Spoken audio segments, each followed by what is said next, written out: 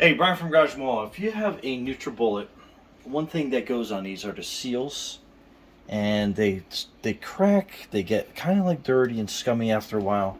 So what you do is, if you haven't cleaned it, you just kind of like put in a knife back there, and this pops right out, and then you can kind of see after time they get kind of like a residue build up on there. So, and sometimes they don't seal as well.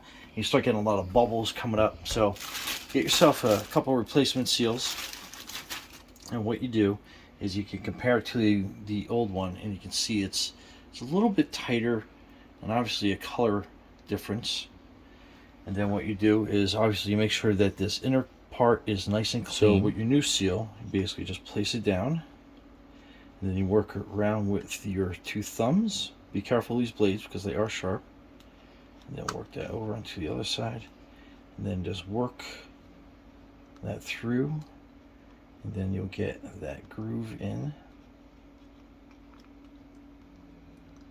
And it takes a little patience to get that just right, and see how it like curves over a little bit. So what you can do is you go back in with your knife, and then just be nice and easy to fold that back over.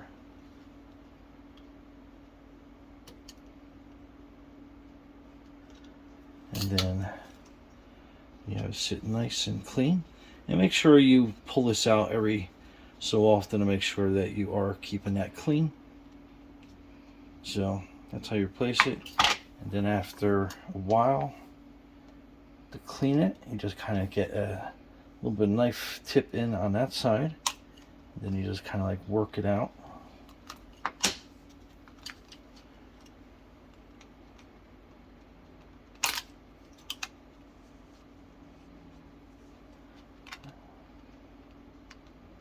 And you just kind of like pry it up a little bit, and then that seal will come right back out again.